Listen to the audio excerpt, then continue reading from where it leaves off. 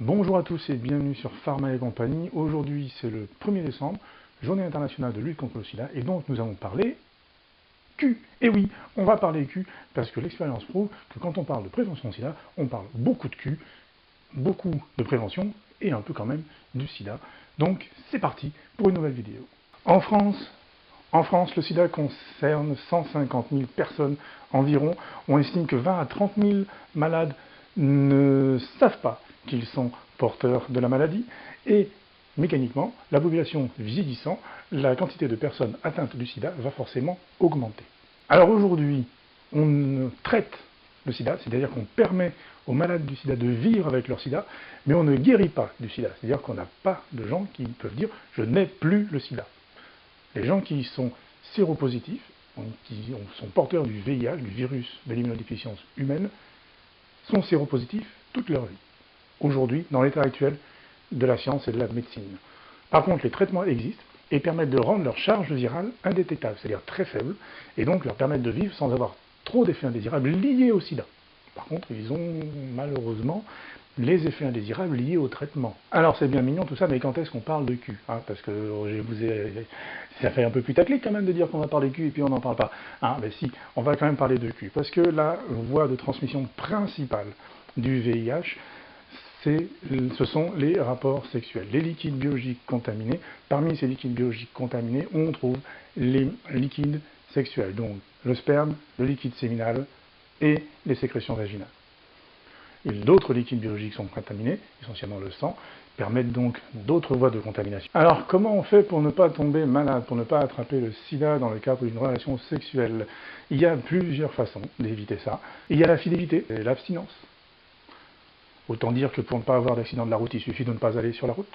Donc, pour moi, de mon point de vue, ce n'est pas une voie de prévention du sida.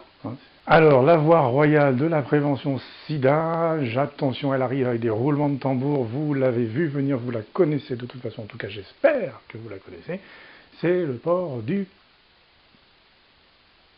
préservatif. Et oui, le préservatif, aujourd'hui, c'est la seule méthode de protection efficace à 100% contre le virus du sida. Deux types de préservatifs, le préservatif masculin et le préservatif féminin. Tous les deux existent, tous les deux sont disponibles. Le préservatif féminin et certains préservatifs masculins ont un inconvénient que vous diront tous les utilisateurs et utilisatrices de préservatifs, c'est que des fois on a quand même un peu l'impression de baiser avec une toile cirée.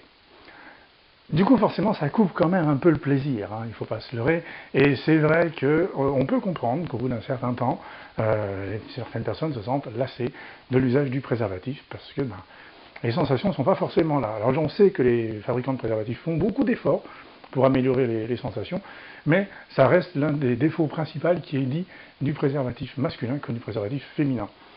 Pour ce qui est de le préservatif est trop petit, j'ai pas réussi à l'enlever.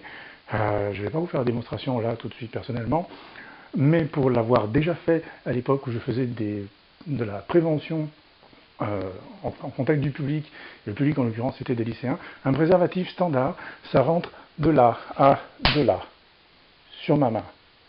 Si vous êtes mieux membré que mon bras, effectivement vous pouvez avoir du mal à mettre un préservatif, mais je vous assure que ça marche, je l'ai fait en direct devant un amphi de lycéen.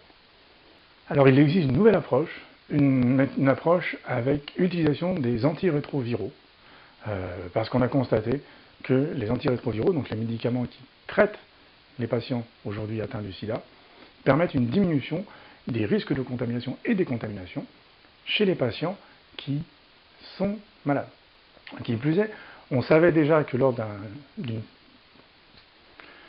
comportement à risque, on pouvait démarrer une trithérapie, donc un traitement contre le VIH, très rapidement dans les heures qui suivaient le comportement à risque, et cela évitait la contamination. Partant de ces deux constats-là, il est proposé à certains patients de prendre des antirétroviraux selon un schéma bien établi, assez compliqué, que je ne vais pas vous détailler ici, de continuer à avoir des rapports sexuels non protégés, et donc ces antirétroviraux leur évitent la contamination. Attention, on parle ici d'un traitement par antirétroviraux, c'est donc quelque chose de lourd, il faut le suivre, parce qu'en cas d'oubli des traitements, la protection n'est plus assurée. Les effets indésirables sont toujours là, hein. Mais on observe une diminution de 80% des contaminations dans les populations à risque. C'est pas rien, et c'est important. C'est pas négligeable. Ça a un coût pour la société, ça a un coût pour la personne qui le fait, mais c'est pas négligeable. Et c'est mieux que d'avoir à gérer des malades du sida. Ça n'a l'air de rien, mais cette nouvelle façon de se protéger contre l'infection au VIH, c'est un changement total et radical de dogme d'un point de vue médical. Ça n'a l'air de rien, mais jusqu'à présent, le message en termes de prévention, c'était « n'ayez pas de relations sexuelles à risque ».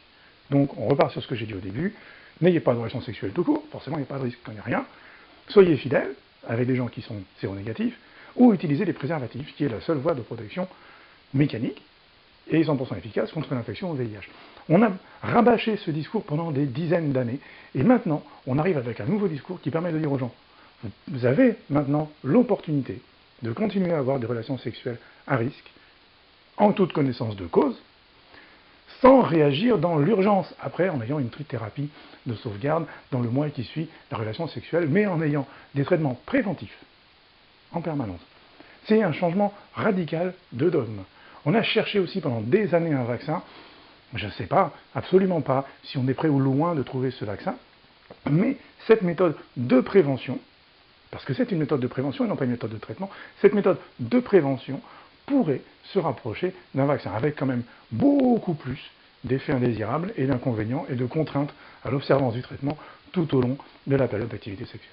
Bien sûr, ces protocoles se font avec un vrai accompagnement médical des personnes concernées, hein, il faut suivre ces personnes. Il y a donc du coup des grands dialogues entre le médecin et le patient, on va dire, avec finalement, on s'aperçoit pas mal d'interrogations du patient sur ses pratiques et sur sa sexualité. C'est là, à nouveau, qu'on redit ce que je disais en début de vidéo, c'est que quand on parle de prévention sida, finalement on parle beaucoup de cul, hein, faut pas se leurrer, de prévention aussi pas mal, et un petit peu du sida. C'est très important, tout ça, ça parle d'une bonne partie de plaisir, mine de rien, et c'est mieux que cette bonne partie de plaisir se transforme pas en une galère pour le reste de sa vie. Voilà, c'est tout pour aujourd'hui. Je vous rappelle, aujourd'hui c'est le 1er décembre, journée internationale de lutte contre le sida. N'hésitez pas à communiquer autour de vous sur la prévention contre ce fléau qui est le sida, qui touche énormément de gens dans le monde. N'hésitez pas à aller aider les associations qui font de la prévention, qui font de l'aide aux malades. N'hésitez pas à éduquer vos enfants, c'est important. C'est gênant de parler sexualité, de parler cul, de parler préservatif avec ses enfants, mais c'est mieux que d'avoir à gérer une infection au VIH.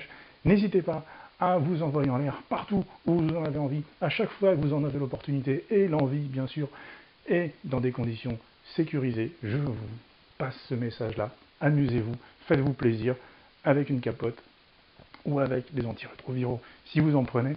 Et rendez-vous le mois prochain. À très bientôt.